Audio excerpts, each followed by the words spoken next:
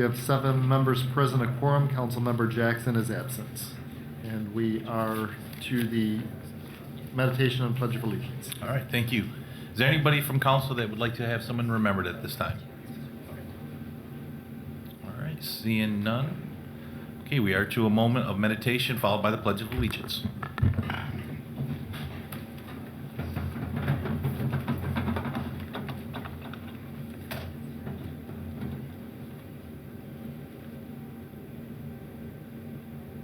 Thank you. I pledge allegiance to the flag of the United States of America, and to the republic for which it stands, one nation, under God, indivisible, with liberty and justice for all.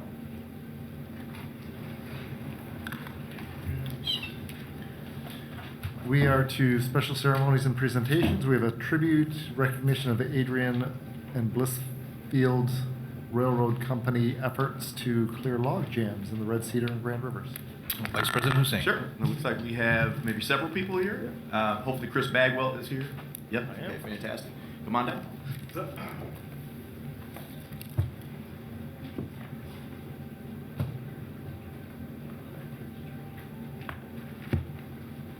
How are you? You guys can come right on back. Yep. Perfect. So what I'm going to do, I'm going to read from the tribute, but my understanding is, and this is for ADBF, which is Adrian and Blissfield Railroad Company. Again, I will read from the tribute, but my understanding is there was some pretty tremendous work done to clear some obstructions, both under the Grand River Railroad Bridge, so these are river-wide kind of obstructions, as well as the Red Cedar River Railroad crossing. So we certainly we thought it was appropriate, right, to recognize that work. So in any event, it says, whereas the Adrian and Blissfield Railroad Company operates a total of 5 short line railroads in southeastern Michigan, and whereas one being Jackson and Lansing Railroad, which is a 47-mile line in Jackson and Ingham counties, with access to highway connections via I-96, I-496, and US 127. And whereas Chris Bagwell, president of ADBF, offered support to clear a long-standing river-wide obstruction under the Grand River Railroad Bridge, directing a team with a powerful locomotive that cleared out years of collected trees, logs, and other woody debris. And whereas Chris Bagwell was in the river cutting into the towering log jam, while a locomotive pulled the collection of cut logs toward shore, all on a cold November 2022 day. Not stopping there, he volunteered to do the same at the Red Cedar River Railroad crossing. And whereas on July 26, 2024, ADBF was spotted clearing both bridges on the same day, continuing their support and unprecedented commitment in helping to keep the capital city river cleaner, healthier, and pleasant to use. Finally, be it resolved that the Lansing City Council recognize Adrian and Blissfield Railroad Company, ADBF, and Chris Bagwell for their initiative, dedication, and unparalleled industry leadership. And with that, President Garza, I would move the resolution. Okay, thank you. We have a proper motion in place. Any additional comments? Trini Polavano. Thank you, and I'll be brief. My grandparents settled in Blissfield in the 1960s, and I have several family members in the Blissfield and Adrian area, and I just want to thank you for helping to keep the Lansing region free of all this debris, and thank you for everything you've done. Okay, we have a proper motion in place. All those in favor, please state by saying aye. Aye. All those opposed, same sign. All right, motion passes. Congratulations. Mayor Shore? Thank you.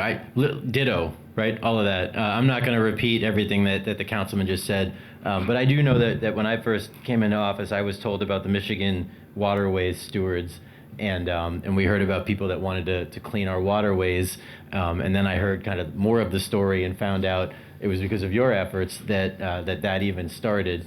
So I also want to thank you, and we have a proclamation that I will present, and then I'll let Brett say a few words, and then we'll be done. So it says proclamation. Okay. So now I'm allowed to do it. So everything that was in there, and it says, now therefore I, Andy Shore, Mayor of the City of Lansing, by the power vested in me, do hereby proclaim September 30th, 2024 as Adrian and Blissfield Railroad Company Day in Lansing. So we thank you for all that you've done, and we thank you for helping to clean up our waterways. Thank you, sir.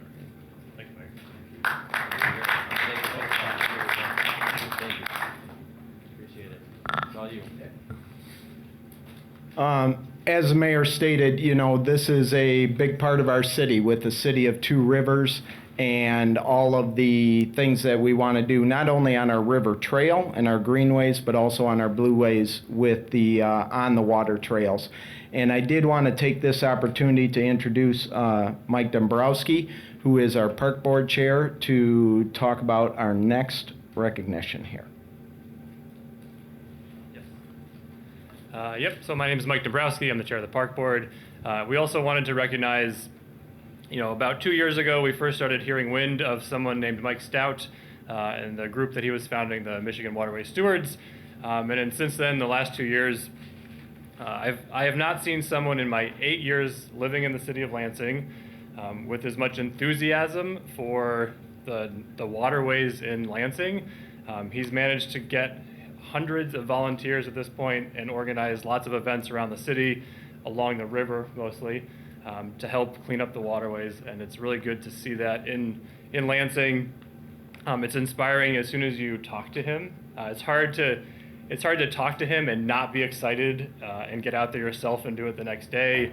I'm always on the river trail. I've run into you now 2 or 3 times just randomly in the river, like up to his waist in the water, pulling stuff out. So it's really inspiring to see. He's presented to Parks Board a few times, and so we wanted to offer you a proclamation or whatever the next thing is to say thank you for all the work that you've done. And it's really good to see it, and we're excited to see more of it. So, yeah. So I get to do that. I get to do that also.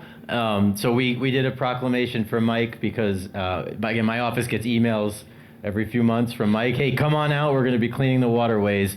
Brett gave me some numbers, just so everyone knows. Stewardship projects managed, 139. Volunteers mobilized, 1,931. Volunteer hours logged, 7,241. Volunteer value, $242,000. 59 tons of material retrieved. 261 electric scooters retrieved. 200 bicycles retrieved, 129 tires retrieved, 54 river-wide obstructions cleared, and 10 communities impacted. So that's crazy and awesome. And we know that we can't do everything ourselves. We don't have enough park staff, and we know that John Kennedy, his old you do for your community, and you do. And we greatly appreciate everything that you do. Thank you.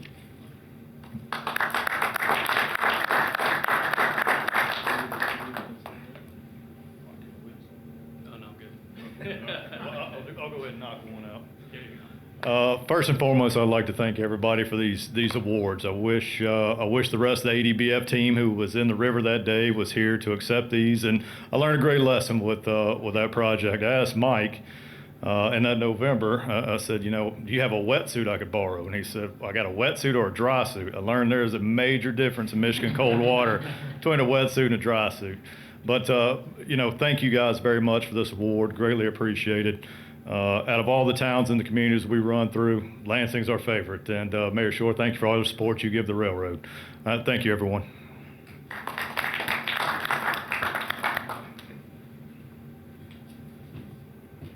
Okay, our next we have a presentation on Obsolete Property Rehabilitation Act District and Certificate for 1102 South Washington Avenue, Rio Ventures LLC.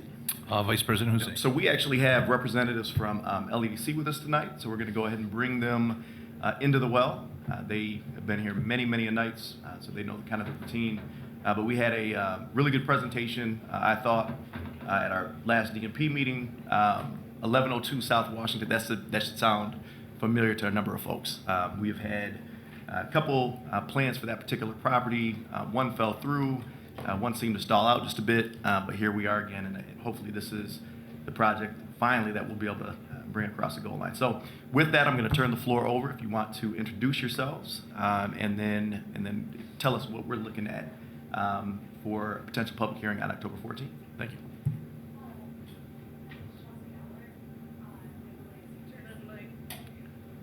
There we go. Chelsea Dowler with the Lansing EDC. Ruben Levinson with Rio Ventures. Chris Klein with Lansing EDC. Right. And so 1102 South Washington Avenue, we're is going to be, it's the former Standard Oil building in Rio Town.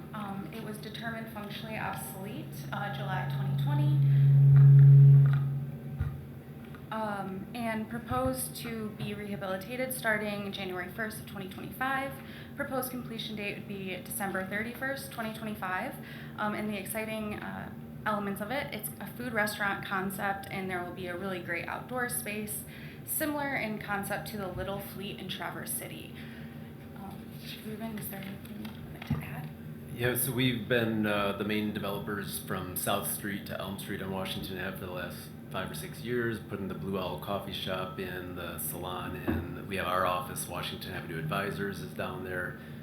Pretty involved in the community, and this one we've been sitting on for a while. We had a lot of interest just before COVID. It kind of died out, and we just started ruffling up some more interest, and we're excited to get this project going again.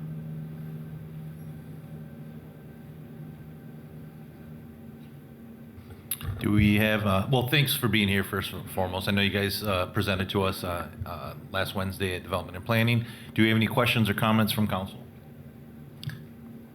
Vice President Hussein. Just real quick in terms of, and maybe I missed it, but in terms of the overall plan, this is not identical to what you were considering back in 2022, correct? My understanding was that was going to be like a full-scale bar with some rotating food trucks and things like that. Or is the concept the same? Some of that will still have to be determined with the users, but I think that is the idea. There would be a core business there that we might be able to activate our liquor license on, and they would have food and beverage in there, and then potentially, if it can work like Little Fleet in Traverse City, the idea, because the core user that wants it now is a longtime food truck operator, might want to have a couple food trucks in the back, patio seating, maybe live music. That is the concept I think we were originally talking about that we're trying to reactivate. Okay, and we're talking about Good Truck and Diner, correct? Okay, all right. That food's awesome. I think yeah, absolutely. The only other thing is, I did ask the question to committee. I swore we took this through the process back then and actually created the district. So I was thinking that we'd only have to do the public hearing and actually move the certificate. But I guess what happened, I'm not Councilwoman Wood with that memory. But in any event, we actually took it through the committee process, but it was never voted out to actually be in front of the full council. So we're trying to finish the process, correct? Thank you. Okay, do we have any further questions from council? No additional comments? All right, well, thanks for being here this evening. Very much appreciated. Thank you. Thank you. Okay, our next presentation is, are these going to be?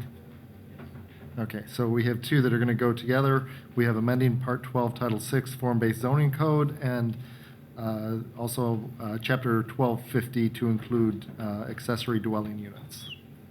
Vice President Hussein. Sure. So I'm going to turn the floor over to our principal planner, Andy Fedawa, as well as the Director of Economic Development and Planning, and they will speak to both 3 and 4. Thank you. Thank you, council folks. As you know who I am, I'm Raleigh, and then with me is Andy Fedawa, our senior planner in the department. I'm going to pass the mic to him in a moment to talk about some of the technical aspects, but appreciate you giving us an opportunity to do a special presentation in front of all members tonight. As folks who are on the DMP committee know, we have introduced this to them a couple weeks ago. I will say it's an extensive document, certainly the first edit to form-based code, but what is convenient, I hope, for all of you is staff. Much credit to Andy, Stephen Bezold, and Susan Statuak, went through and included in your council packet tonight every page number in the ordinance in which there's an edit, and it includes what's being removed, what may be proposed, so that hopefully will help you as you navigate this document. And then lastly, that I'll share is we've offered, I believe Sue Statuak sent last week, the presentation in tonight to all of you, as well as offer the opportunity for a one-on-one meeting should you want to reach out to us individually, obviously being respectful to any quorum rules, so that we can help navigate this process and these proposed changes we're bringing for you. But I'll defer much of the presentation today for both items to Andy, and we'll see if you have any questions. Thank you, everyone. Just as a little way of background, form-based code was passed in May 2021. There was a first round of amendments in late 2021, more on the technical aspects. This is what we call the Second Amendment, so if you see that phrase floating around, that's what it refers to. The zoning code replaced the 1983 code. It was very static for almost 40 years. So recognizing that times change, the economy is always changing, and we should be adaptive, staff continually assesses feedback from developers, residents, and the code enforcement office to determine what is working and what may be causing conflicts or barriers. We view this as an opportunity to, there's three main aspects. Merge the number of zoning districts with fewer no differences in land use regulations. I will add that this will not affect the marijuana ordinance chapter, which does have a little zoning component to it. Those will still be in existence and won't change. Also amend some of the allowable uses to assist development, but also take limit and control nuisances, and then improve the city's ability to administer and enforce the zoning ordinance, again, with that code enforcement piece. As a companion to this is the accessory dwelling unit amendment. This is a pretty new concept for Lansing, and so that's why it's a standalone amendment and not part of this overarching second amendment. This would, staff has tracked comments and feedback from the form-based zoning code. I think we're at 30 some odd comments. 17 of those are actual requests for accessory dwelling units. I know there was an advocacy group and there was a push through the City Pulse recently, but this predates those efforts. Staff has reviewed ordinances from all over Michigan and similar communities across the country. Staff is proposing regulations that are not overly burdensome, that no units will not or won't end up being built, but is cognizant that a ADU dwelling adds density, so regulations are based on property size and coverage, allowable size of the actual dwelling, a maximum height, and setback, so a unit will not tower over a neighboring property. As Raleigh said, that these two pieces are quite extensive. There's quite a few parts to them, so we can get a little more into that. It'd be a little one-on-one or at this moment. I will say that both these amendments are on our webpage. I think the lansingmi.gov/planning. They've been up there since April or May, I believe. These were discussed over 3 planning commission meetings and then voted out in August and the beginning of September. So they have had those public hearings at that body. All right, thank you. And I know you've been in front of the Development and Planning Committee twice now, so very much appreciate you guys being here for the presentation this evening as well. Do we have any comments from council at this time? And I would encourage you, if you do have any questions moving forward, to please contact Mr. Fedewa for a one-on-one. See no further questions or comments. Thanks for being here, you guys. Okay, we are to comments by council members and the city clerk. Okay, do we have any comments from council? Vice President Hussein. Okay, I was just checking to see if there was anybody from SWAG in the audience, but it does not look like there's. A few things. One, wanted to thank the Southwest Action Group, particularly its advisory board, as well as their executive director, Mr. Paul Anderson. There was just an incredible Southwest Fest that took place yesterday from 2 to 5 over at Risdale Park. In my opinion, a great celebration of community. There were resources and giveaways. There was a kids zone. Some incredible DJs, incredible music. I want to thank Councilwoman Tamara Carter, Councilman Jackson, who is not here, but also Councilman Koss for coming out and supporting the southwest side of the city. We certainly appreciate that, and your presence was certainly felt. But again, Southwest Action Group is just doing a tremendous job creating energy, much needed energy in Southwest Lansing. And you know, there's a lot of placemaking initiatives, a lot of effort to create good, strong, interconnected community over Southwest Lansing, and they seem to be at the forefront of those efforts, so we certainly appreciate them.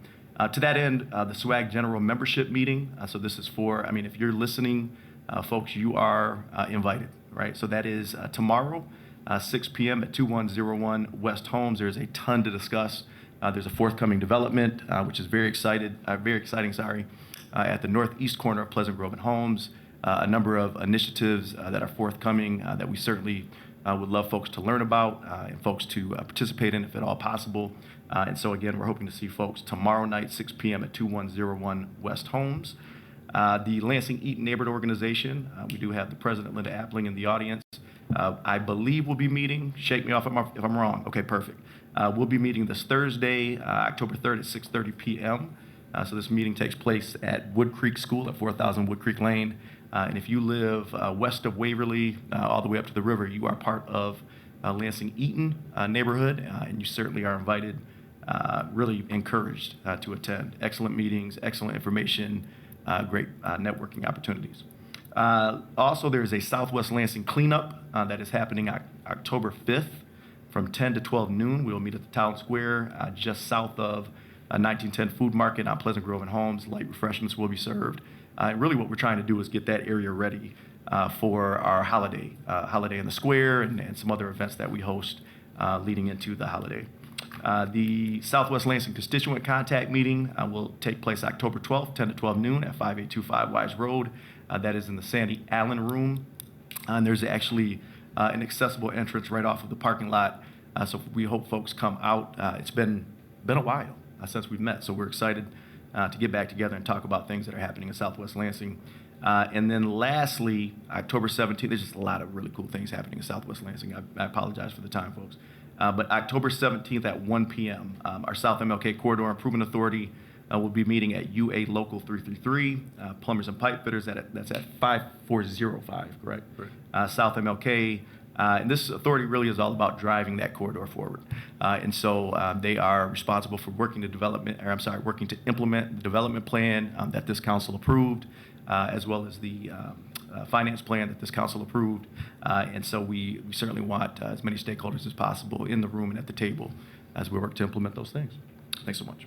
Thank you. Do we have Councilman Cost? Thank you, President Garza.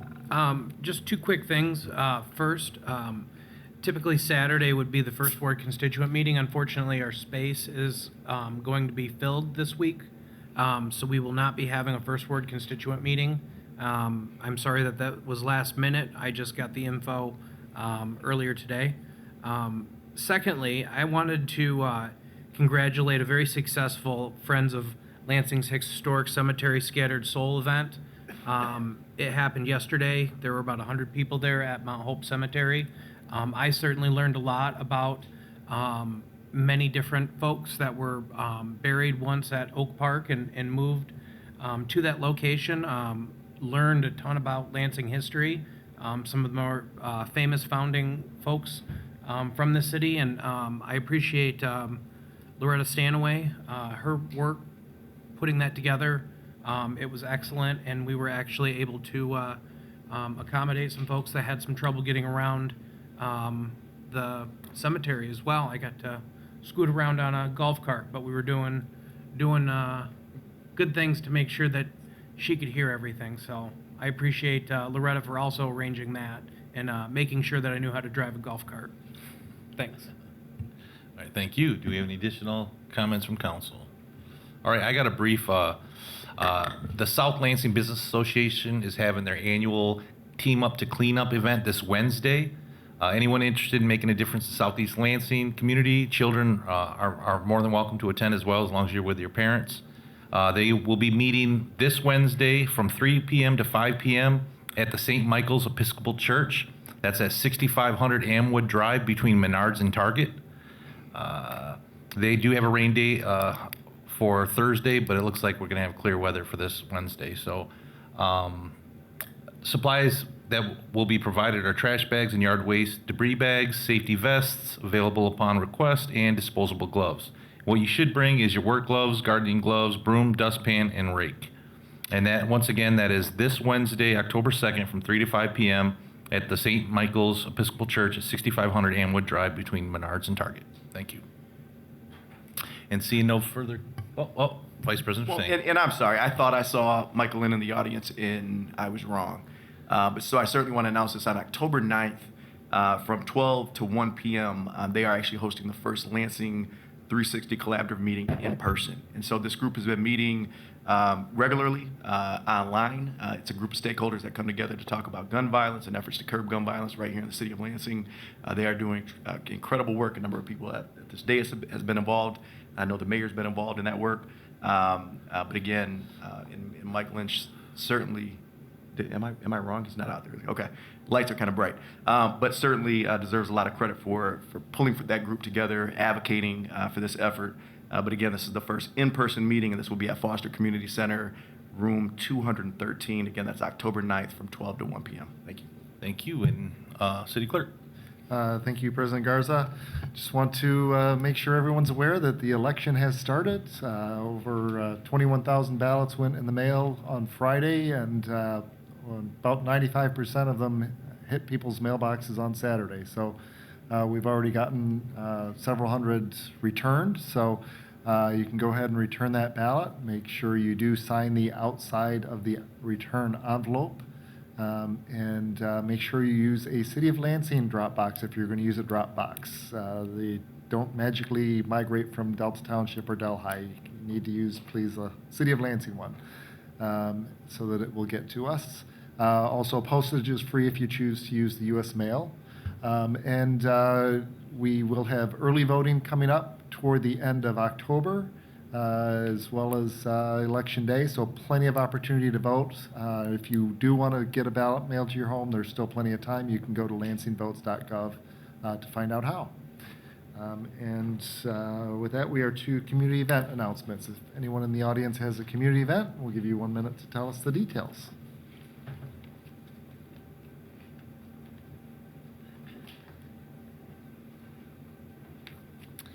Okay, after our successful tour, the next thing up on the city agenda for the Friends of Lansing's Historic Cemeteries is our annual fall Race to Restore. This is our major fundraiser for the year, so if you know any walkers, runners, joggers, they're welcome to sign up. You're welcome to sign up.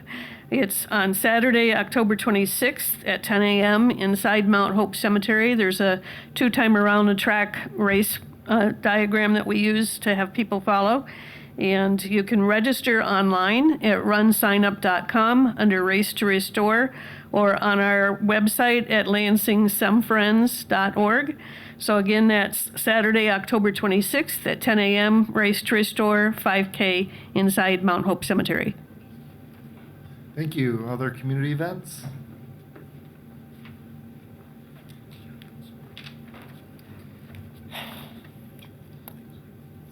So, next Wednesday, October 9th, at 6:30 p.m. at the Village Lansing, 3525 South Martin Luther King Jr. Boulevard, Suite G, is the Old Everett Neighborhood monthly meeting. Come to the monthly meeting to discuss and talk about solutions and activities we can do right here in our neighborhood. And if you're a resident of the neighborhood, please consider applying for the still vacant positions of Vice President, Secretary, and Treasurer. And if you're a resident of certain precincts, 13 and I think 15, please apply. It's for the regular board member positions for them. And that's all I'm going to need to say. Thank you. Any other community events? All right, seeing none, we actually are going to move out of order on the agenda to item 8 on the consent agenda, the appointment of Jonathan Smith. Okay, Vice President Hussein. Sure, and let me thank Councilman Spatafor. Jonathan was kind of tucked away in the corner. I forgot you were here, so we appreciate Councilman Spatafor for recognizing that. In any event, we did have Jonathan in before Committee of the Whole tonight. The interview was fantastic. Application was fantastic. Experience and work accomplishments are exceptional. He discussed a little bit about how he has been working with LEO, Michigan Department of Labor and Economic Opportunity, since October 2020. But that's just the tip of the iceberg. Talked a lot about the importance of driving the city of Lansing forward, which I certainly appreciate, and the importance of the city of Lansing in terms of regional growth, regional ascension, and the like. But in any event, answered questions that the council had, and so we are excited to support Mr. Jonathan Smith's appointment. Again, this is a resolution for appointments as an at-large member of Lansing Economic Development Corporation, TIFA, Lansing Brownfield Redevelopment Authority Board of Directors for a term to expire February 28th, 2029. So with that, I would move the resolution. Okay, we have a proper motion in place. Do we have any additional comments from council? All right, seeing none. All those in favor, please state by saying aye. Aye. All those opposed? Motion passes. Congratulations.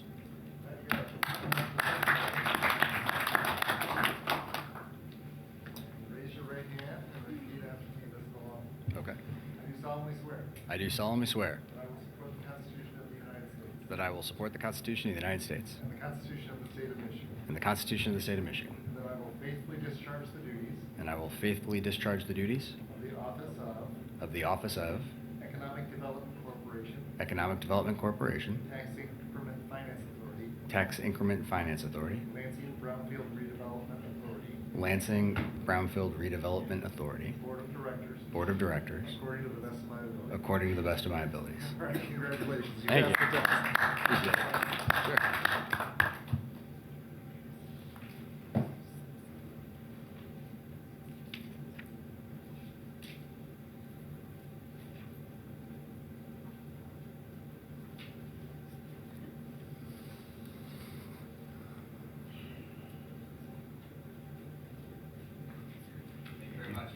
Thank you.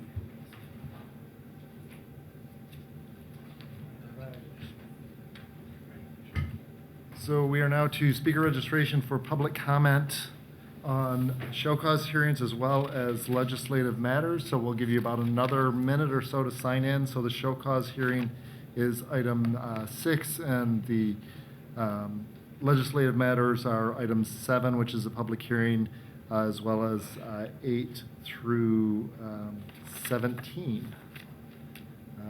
And with that, we are to the mayor's comments. Mayor Shore. Thank you, Mr. President. I have a few things. First, I want to thank President Biden and Vice President Harris. For those who missed it, they announced a new executive order last week directing federal agencies to improve school-based active shooter drills and combat the emerging threats of machine gun conversion devices and unserialized 3D printed firearms. As many of you here know, our police officers run up against those too often. So the fact that the federal government is taking action is appreciated. Second, I want to congratulate President Guskowitz at MSU.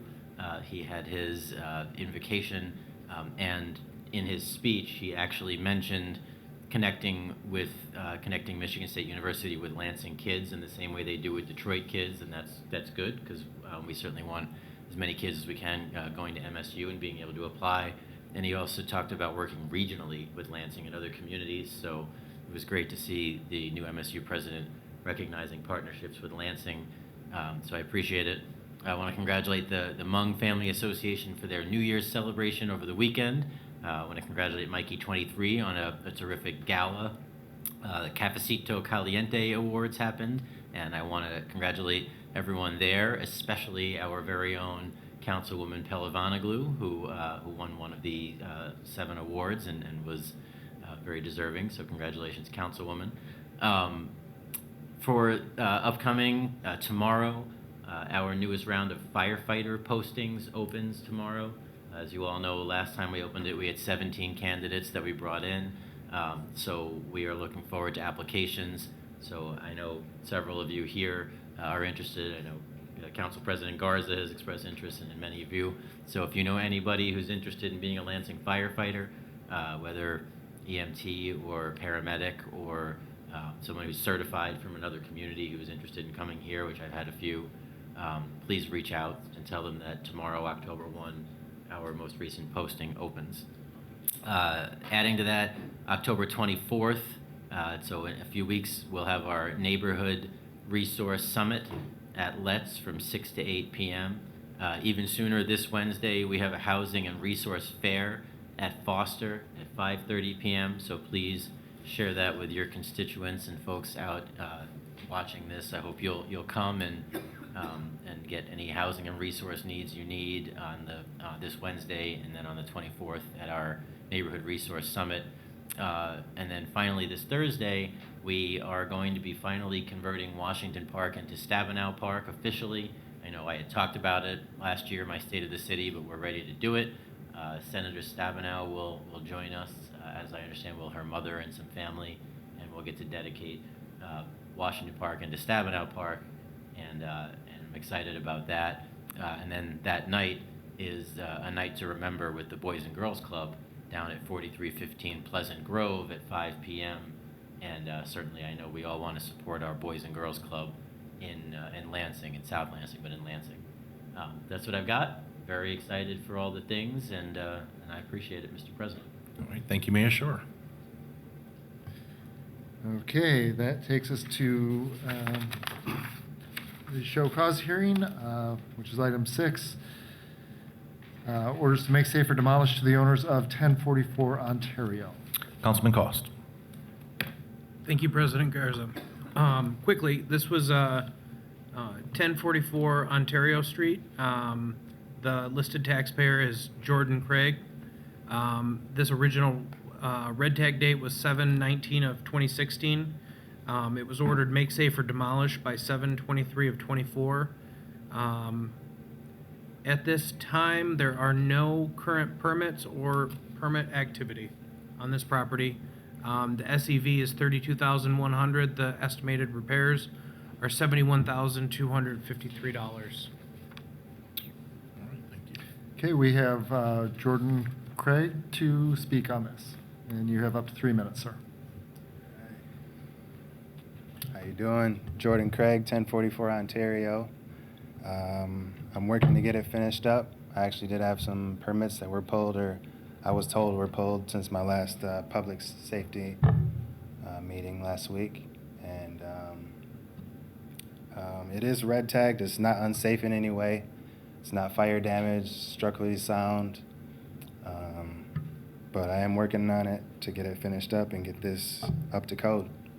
So my understanding there's another meeting tomorrow. I bring proof and pictures of my progress and go from there.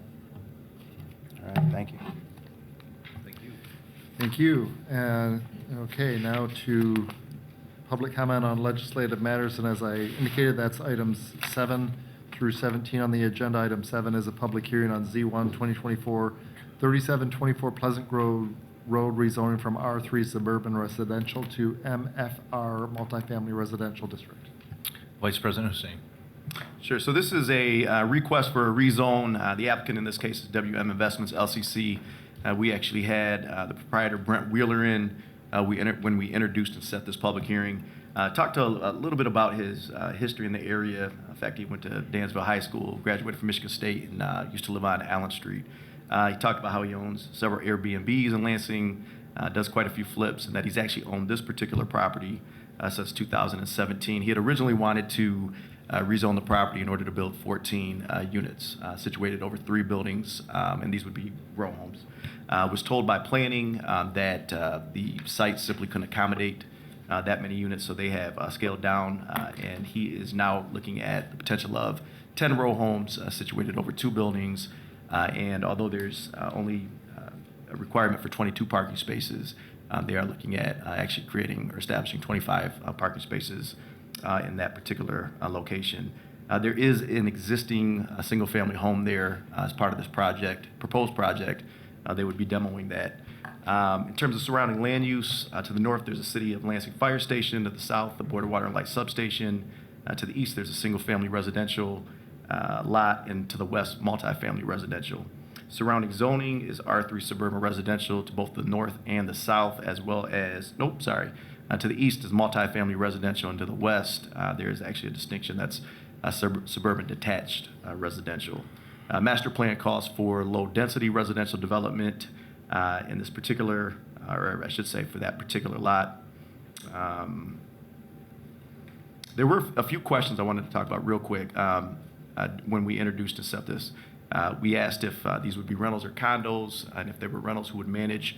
And Mr. Wheeler said that this could be a mix, talked about a third-party management system, and stated that most of the properties that they own in the City of Lansing right now, they actually manage from their cell phone. Another question was whether or not these would be market rate, would these be low income? Said that this would be market rate, but Brent said it's still very early in the process, so could take a different path. In terms of on-site amenities, there were some concerns about green space, the potential of walkability for the site, room for playing is being marketed to families. These are, again, very early in the process, but what's being proposed are 3-bedroom townhomes So they would be marketing these towards families. Concerns weren't really necessarily addressed, but he did acknowledge that he was trying to create as much density as possible on this particular site. And then when we asked about other developments done by this particular group, we were given the website capitalcityvacay.com. So if folks are interested taking a look at that, again, that's capitalcityvacay.com. We'd certainly encourage you to take a trip over to that site and take a look. Thanks so much. Okay, in terms of the public wishing to speak, we do have a couple of written communications regarding items 14, 15, 16, and 17 from Mitch Rice, as well as letter communication in support of the pilots from the chair of the Housing Commission. And here tonight wishing to speak, we have Jody Washington, followed by Loretta Stanaway.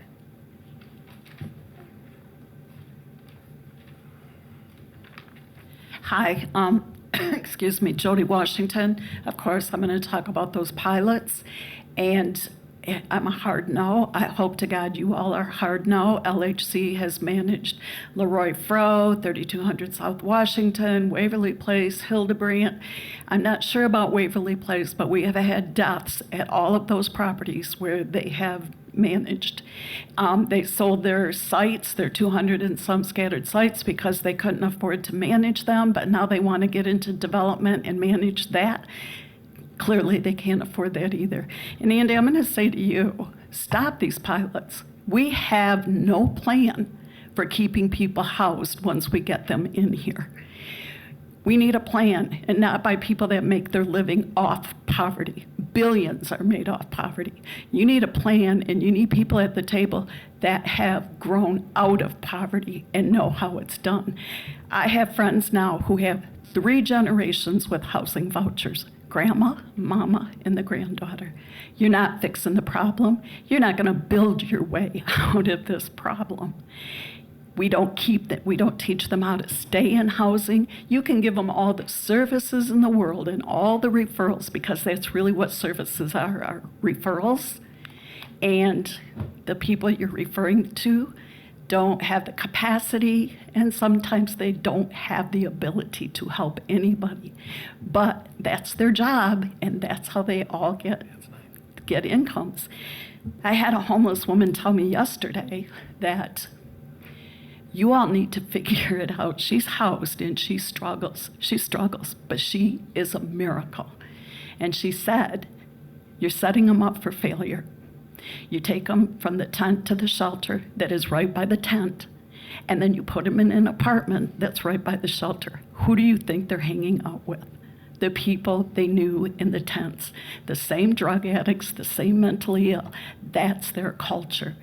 And you need to find a way, Andy, to decentralize this affordable housing. You all need to start saying that the outlying areas need to have their own. This is not fair to anybody. And until you get a real plan on what you're going to do with people, what's the exit plan from low-income housing? You don't have one.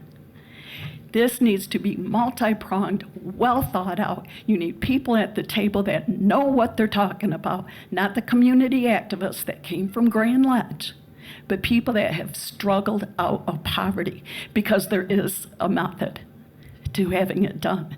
And until we do that, you need not build any more affordable housing in this city, because you can't even keep it in. The people you see on the streets, they've been housed 3 and 4 and 5 times. Enough is enough. Thank you. Next is Loretta Stanaway.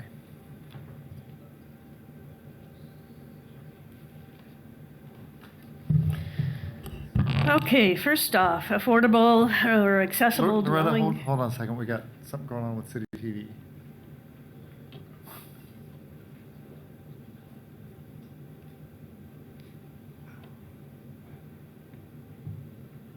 Okay. Okay. Accessible dwelling units. I am not necessarily for them or against them. It's one of those situations where I think the devil is in the details. But let me say this, it is not new.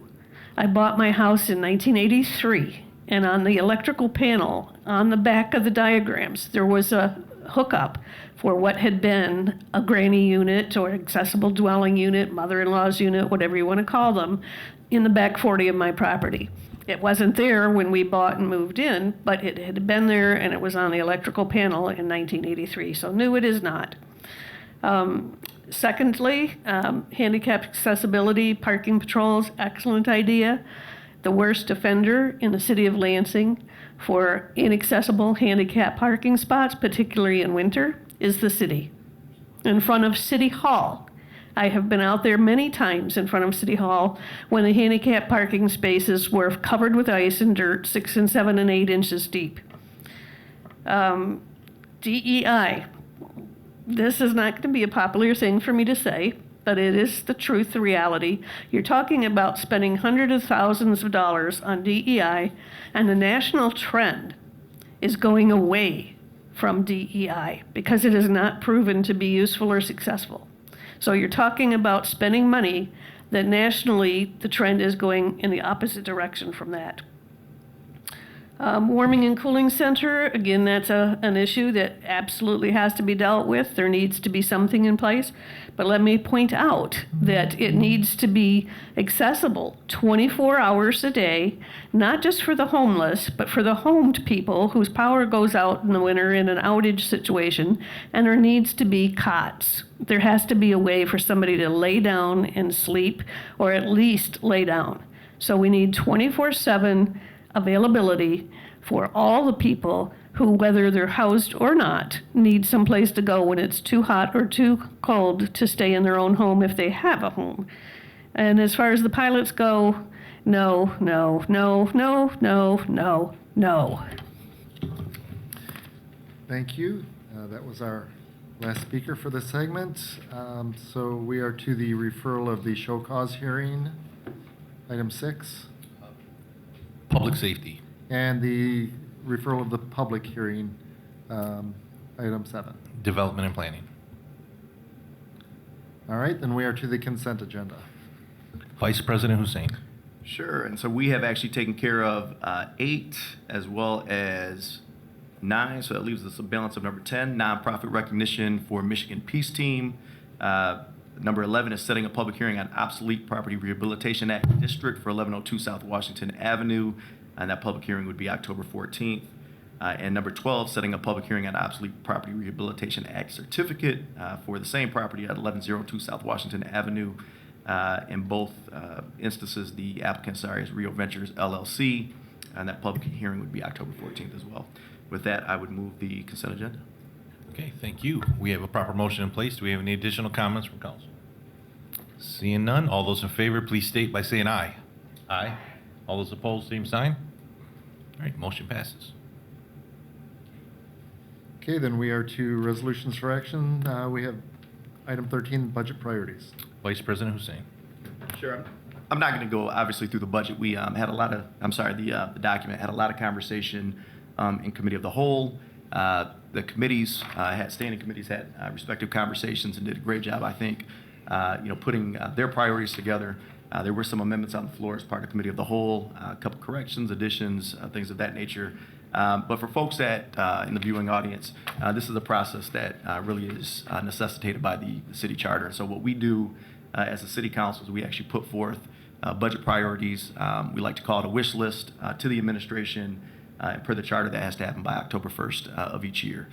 The idea is to create some measure of kind of a collaborative nature around the budget to really avoid kind of knock down, drag out later down in the line or later down the line. So the idea is that the administration, as they craft their recommended executive budget, that they take a look at that wish list and consider what items can reasonably be included in the recommended budget, and then that recommended budget actually comes back to council the 4th Monday in March. We then, obviously go through the recommended budget, and by the 3rd Monday in May, we actually have to approve a budget per the charter.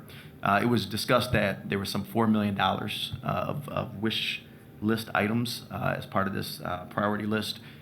We did acknowledge the fact that this is simply a wish list, but that each one of these items we do believe have merit, have value, and that we as officials of the city of Lansing, we need to be laser focused on growing our tax base, bringing in more residents, bringing in more businesses, continuing to negotiate in good faith with Lansing Board of Water and Light in terms of return on equity, continuing to beat the drum in terms of additional revenue sharing from the state of Michigan.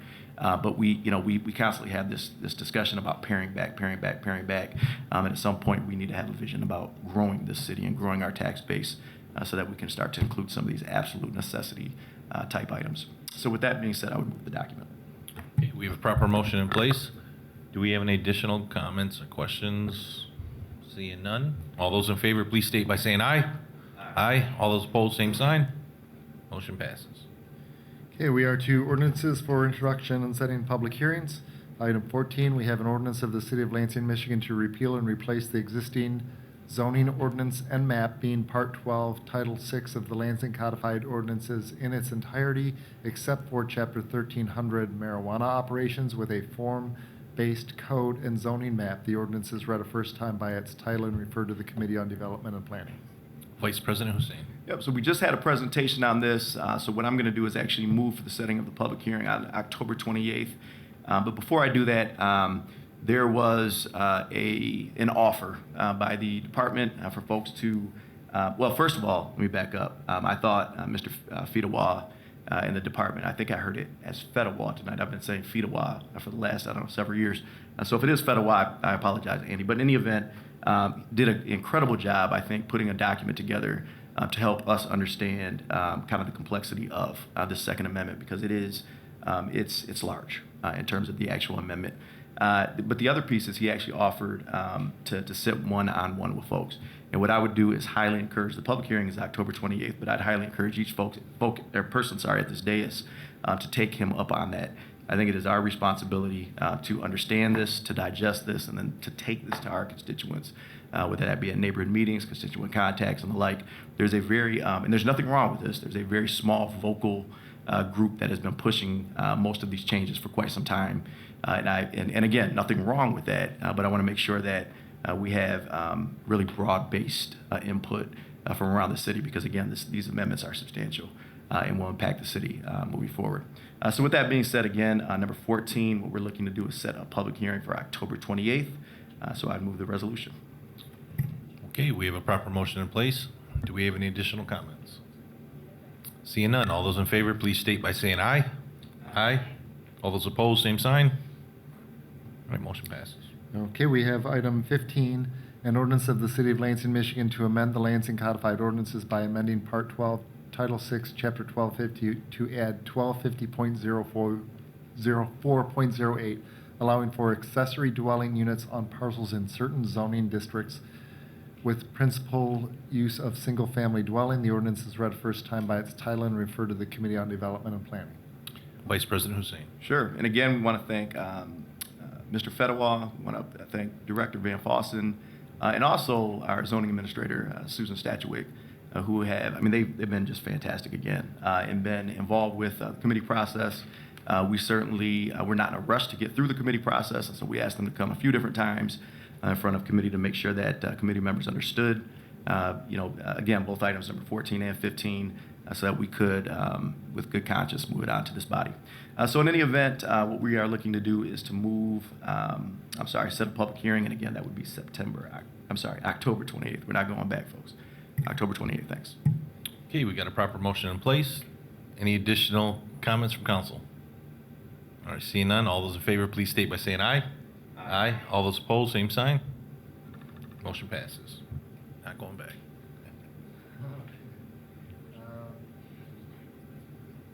Okay, we are to ordinances for passage. We have an ordinance of the City of Lansing, Michigan to amend the Code of Ordinances of the city by adding a new section 888 for the purposes of providing for a service charge in lieu of taxes for 56 low-income dwelling units in a project known as Riverview 220 Apartments pursuant to the provisions of the State Housing Development Authority Act of 1966, being Public Act 346 of 1966 as amended, MCL 125.1401 as sec. The act is read a second time by its title. The ordinance was reported from the Committee on Development and Planning and is on the order of immediate passage. Vice President Hussein. Sure. Just to be clear, I did not just make an endorsement of anybody or anything. I just simply do not, as a public school teacher, wish to go back to the beginning of September and start that whole process over again. In any event, folks, we're looking at finally this ordinance for passage. We have had Doug Fleming in, both to committee as well as council, to talk about what is essentially a couple of LIHTC projects. The applicant in this case is the Lansing Housing Commission. The application, although there was this economic forecast for 20 years, I want to be clear that the request is for 5% over 40 years. We did discuss a little bit about this particular applicant receiving last year a 10% pilot. They also do have a designation for a LIHTC, but due to construction costs and things of that nature, they are now asking for a 5% over 40 years. Had a public hearing on September 23rd. We had some comment, and actually in front of committee and as part of the public hearing, we had some comment in support and some comment in opposition. Support tended to center on the need for more affordable housing and frankly, in the region. And then opposition dealt with, and I'm not taking a position one way or the other on this, but dealt with Lansing Housing Commission, whether or not they've been a good actor, dealt with that 5% aspect of whether or not the city can sustain that, talked about the duration of the pilot, a number of folks. And then we also had some representatives from the building trades, and they actually spoke at committee. I went back to, and as Councilman Cost did as well, and the audio, for whatever reason from that committee meeting is not working. So I certainly want folks to know that we did have representatives from the trades that were not supportive of this particular pilot, as they believe that this would end up being essentially a Grand Rapids construction project. In terms of Riverview 220 apartments, what is being proposed for an actual project would be a 4-story building, and this would essentially share the block with the new City Hall. It would contain 63 housing units, 7 would be market rate, 56 would be affordable, marketed to families earning up to 60% of AMI. If the Lansing Housing, this is one of the questions we asked, if the Lansing Housing Commission is unable to pull in market rate individuals, applicants, families into the market rate units, they could always accept some type of tenant-based voucher. The 56 units of affordable do have place-based vouchers attached to them that would actually be administered by the Lansing Housing Commission. Project would also include about 2,000 square feet of office space. The pilot would not apply to the 7 market rate units, nor would it apply to the 2,000 square feet of commercial space. Talked a lot about bottom line for the city of Lansing over the 40 years. And with that, I would move the payment in lieu of taxes ordinance for Riverview 220 apartments. All right, thank you. We have a proper motion in place. Do we have any additional comments or questions from council? Councilman Cost. Thank you, President Garza. So these two projects, 2 years ago, I personally got to tour scattered sites that LHC owned before they sold them. I got to meet the families that lived there with children. It was a fact of life for them that the tub was going to leak into a light socket and they couldn't use that light. It wasn't a fact of life for a few months, it was a fact of life for years. They had turned it in. They didn't even mention the linoleum that was pretty much gone and deteriorated in their kitchen. Nicest folks I ever met.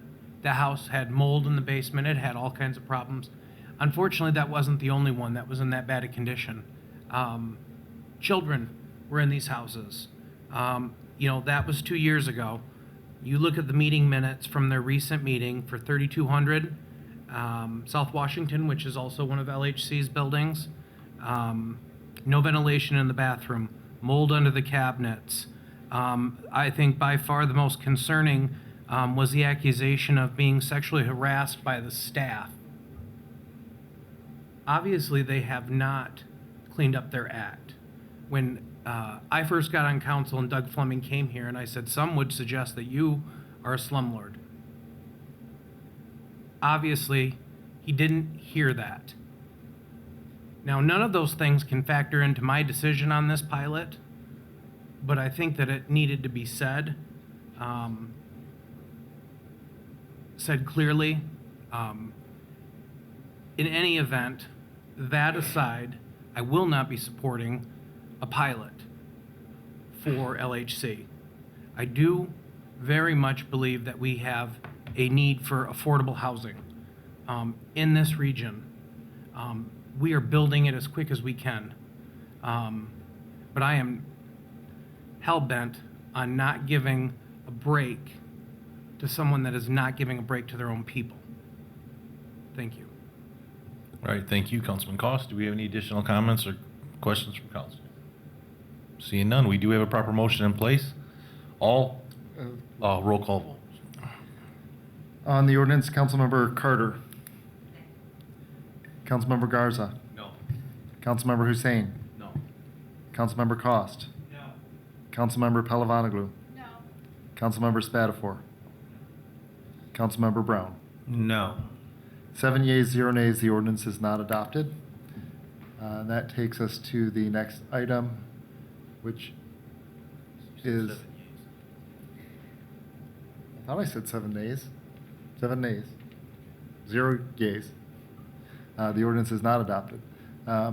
So the next item is an ordinance of the City of Lansing, Michigan to amend the Code of Ordinances of the City of Lansing by adding a new section 88 for purposes of providing for a service charge in lieu of taxes for 55 low-income dwelling units in a project known as Grand Vista Place pursuant to the provisions of the State Housing Development Authority Act of 1966, being Public Act 346 of 1966 as amended, MCL 125.1401 at sec.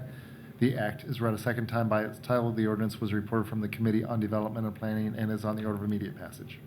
Vice President Hussein. Sure. Applicant is the same in this case. The pilot is essentially structured the same way. You're looking at 5% over 40 years. The project site is an existing parking lot. It's actually across the street from the old LSJ building. And this project would be a little bit different than the aforementioned project. This would actually be all affordable housing subsidized units available to residents at or below 60% of the AMI. And 55 place-based vouchers would be attached to this, again, administered by the Lansing Housing Commission. Units would include 11 one-bedroom units, 36 two-bedroom units, and 8 three-bedroom units designated as affordable housing, including 6 barrier-free units. Again, talked a lot about the bottom line, financially speaking, for the City of Lansing. Same support and opposition as with the other project, so I won't go back over that. The only other question we had for Mr. Fleming when he was in is whether or not a general contractor had been selected, and Mr. Fleming stated that they were within about 2 weeks of making that selection, but they had not yet selected a general contractor. So with that being said, I would move the ordinance for passage. All right, thank you. We have a proper motion in place. Do we have any additional comments from council? Seeing none? Okay, roll call vote. Okay, on the ordinance, Councilmember Carter. Councilmember Garza. No.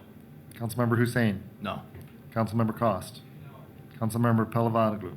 No. Councilmember Spatafor. Councilmember Brown. No. 0 yeas, 7 nays, the ordinance is not adopted. And with that, we are to speaker registration for public comment on city government related matters. That's the yellow sign-up sheet in the back. We'll give you about another minute to sign in if you had not already done so. And in the meantime, we're to reports of city officers, boards, and commissions. Vice President Hussein.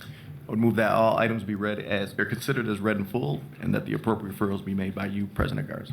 Okay, thank you. We have a proper motion in place. All those in favor, please state by saying aye. Aye. All those opposed, same sign. Okay, motion passes. Okay, from the city clerk, minutes of boards and commissions. Placed on file. Nonprofit recognition for Michigan Peace Team. Committee of the Whole and placed on file. From the mayor, 2 items on SLU 1-2024, state licensed adult foster care small group home at 1950 North Waverly Road. Development and Planning. Authorization, Michigan Department of Transportation Performance Resolution for Municipalities Form 2207B. That will go to City Operations.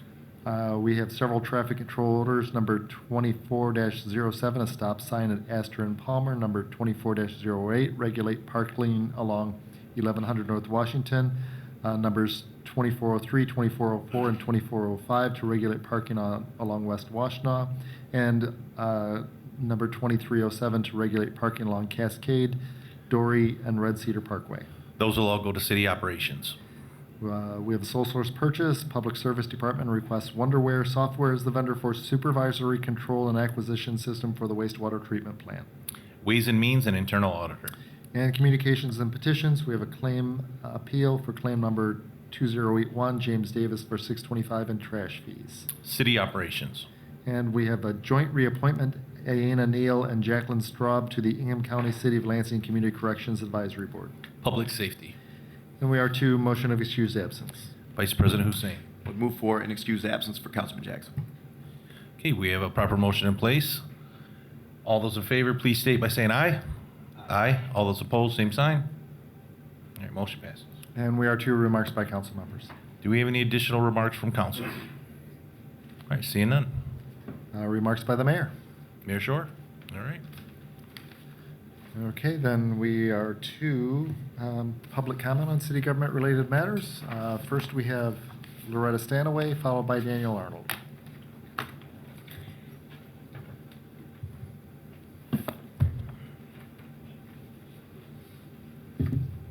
First, thank you. Thank you for your no votes on those pilots. It is greatly appreciated, and it was the right choice to make. Second, I would like to fill you in, just as an FYI, on the progress with our ground penetrating radar survey in Mount Hope Cemetery. This has generated a lot of interest. We had over 13,000 people that viewed and liked our first post about the fact that that survey was going to take place. There's been a lot of residual questions from people about how it's going. It's going well. There's 2 or 3 or 4 more Saturdays that she'll be out there from around 8:30 in the morning till around 1 or 2 in the afternoon working on going over the grid with this device. There have been several people who have made a special effort to go out there and watch her and talk to her and have her explain to them what the process is and why it's being done. So this has been a very well-received project by the public, and it is accepted very well and appreciated very much. And then lastly, I want to particularly thank Jody Washington, Kirsten Walters, and Ryan Coast for making it to the tour yesterday. We did have a good turnout, and it was, you never know. We had over 30,000 people that viewed posts about the tour, so you don't know how that's going to translate into an attendance tally. Always depends on, is the weather good? Do they get a better offer? So we shot for 100 people. We had 100 people. Thank you. Thank you. Next, we have Daniel Arnold and then Joe Salzer. Oh, Daniel left. Okay, Joe Salzer. Oh, Salazar. Followed by Linda Appling. Well, about 3 weeks ago, we had a windstorm, and after the windstorm was died down, and I went out there in my yard and around the sidewalk. I found all this stuff here.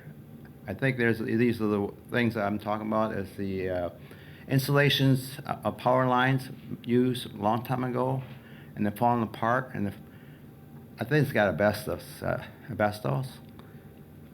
And I just, I'm worried about it because of this could go, some kids will pick it up and play with it, or animals eat it, or it goes in the rivers. And just let you know that this is not good for nobody. I'm just trying to let people know that if they see this, they should don't let the kids hang on to it or the pets. I hope you know what I'm talking about, the power lines, the insulation. Okay. And I know you guys have been talking about parking. I got an idea. It's just all I'm going to say. We should use breezeways. You know what I'm talking about. For the people that live here in the city, they have to park somewhere. Work a way where you can connect these to the parking lots. So, another thing too about back in June. They were they were doing something over there by the borderline light on the railroad tracks, and I guess they spilled some chemicals in there. And my neighbor told me that after a while they were taking dead fish and whatever out of the rivers and put them in bags. And I tried to talk with Eagles. That I told them that the best way, or what they're doing is there were railroad ties made out of wood, and they were soaking with some kind of chemicals. I don't know if waterproof them or make them last longer. And that's what caused the chemicals to go in the rivers. So my idea is to have the railroad companies remove. I mean, when they have to replace or work on the ties, there's other things they can use. Like galvanized tubing, more pipes, and something that doesn't use chemicals on it. Because chemicals that I don't know what kind of chemicals they use, but anyway, they after a while when they get old, they break off, and those are poison chemicals there, and it's going to the rivers. And if you think about it, there's probably hundreds of bridges there and a bunch of railroads ties there where we're polluting the future. Thank you. Thank you. Next, we have Linda Appling, followed by Nick Zandy.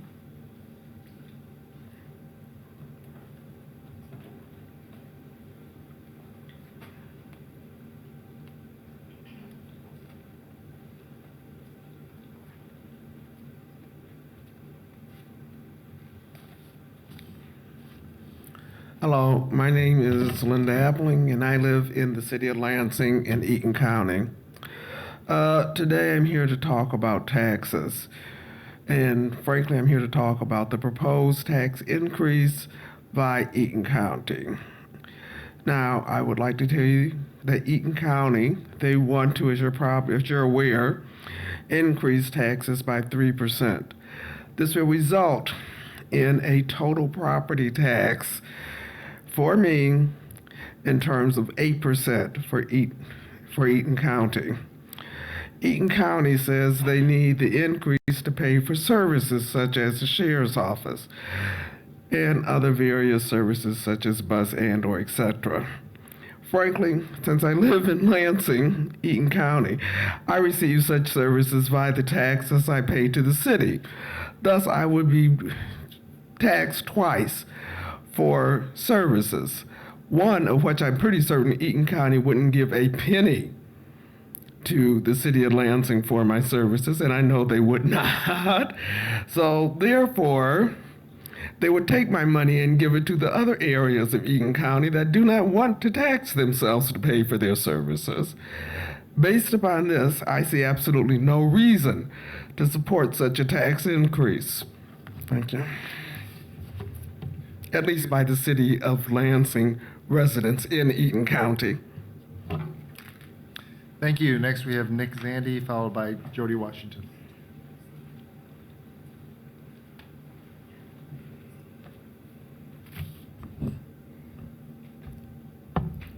Hello, I'm Nick Zandy.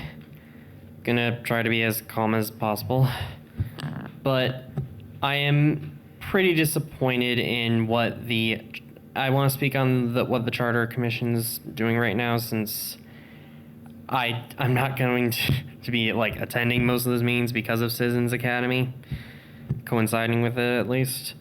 What I've seen from what's been going on at Charter Commission meetings, it doesn't seem like they're going to be changing all that much in the charter. No real significant change from what I've heard, and it looks like they're going to be keeping the true strong mayor system. Now, I still want to be hopeful about the Charter Commission, and I hope they actually do commit to actually increasing the number of wards. And I want to be fair to them, but knowing that they are still committing to the status quo on the strong mayor, and they're only modestly changing language, which I don't think will do all that much for our city, I'm not confident that they'll actually commit to increasing the number of wards. And again, many cities have shown proof that increased wards has actually helped representation from low-income families. You look at Detroit, which was previously all at large, and the citizens voted for a proposal to get rid of that and decrease it to just 2 at large and have mostly wards, so that more and more low-income earners can actually have more representation. And then you've, of course, had the feds getting involved in North Charleston, where the at-large was inhibiting minority representation, and so because of that, it had to be done away with and replaced with wards. Believe that the same should be done with Lansing, because it will again increase representation through non-income earners, through low-income individuals, but I am not confident that they'll actually do that, and if they fail to meet their goal and the charter proposal fails, I will consider a separate ballot proposal to actually do away with the at-large and increase the number of wards, possibly to either 7, 8, or 9. I think 9 would honestly be the best, because I believe the Old Everett Neighborhood Association and some other neighborhoods could act as wards in their own right. And that's all I need to say, and I'll yield the last few seconds of my time. Thank you. Our final speaker tonight is Jody Washington. Thank you so much, each and every one of you, for voting no against those pilots. Thank you for listening. Thank you for taking the historical information into consideration. I thank you on behalf of myself and for the hundreds of people that are living in the deplorable conditions of the LHC housing. Having said that, what I did want to continue to do, because homelessness and the poverty is something that consumes my life, unlike it does many other people's. I mean, you can ask my family, you can talk to Adam about it, it consumes my life. I don't get paid for what I do, and I do it darn near full-time. And I do have a full-time job, and I am on many boards and involved in many things. But we are sorely missing the mark. We are a small city. We have an opportunity to do it right. We don't need to be following Denver and Los Angeles. Los Angeles is 502 square miles. We are nowhere near that. We are like 35 to 37 square miles. Skid Row is 52, 54 city blocks in Los Angeles. That doesn't even count the watts. But how did they create Skid Row? They put all the low-income housing in one place because that's where all the services were. We're creating our own Skid Row. You can drive down Larch now and you can see what we have created. These folks get one shot at life, one shot, and we are handcuffing them to poverty. Everybody says, oh, but what can we do? What can we do? You get CADA involved. If they're saying they don't have transportation, doggone it, we pay CADA. They can reroute. They don't have education. School district, they need to start doing adult education, job training. We need to teach the single mothers to not spend all her money on her boyfriend. They need financial education.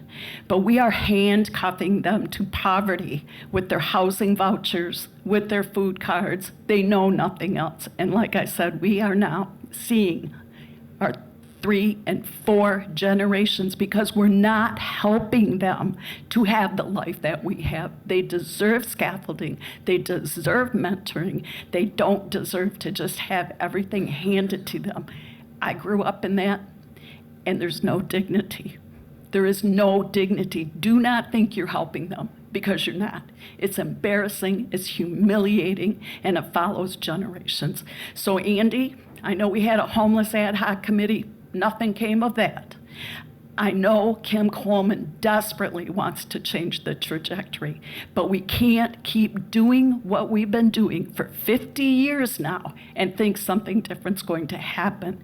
We're small enough, we can do it differently. We could maybe be the example for other areas, but we need not be looking to Los Angeles, Houston, Denver. We are nowhere near that, and we don't want to be. Thank you.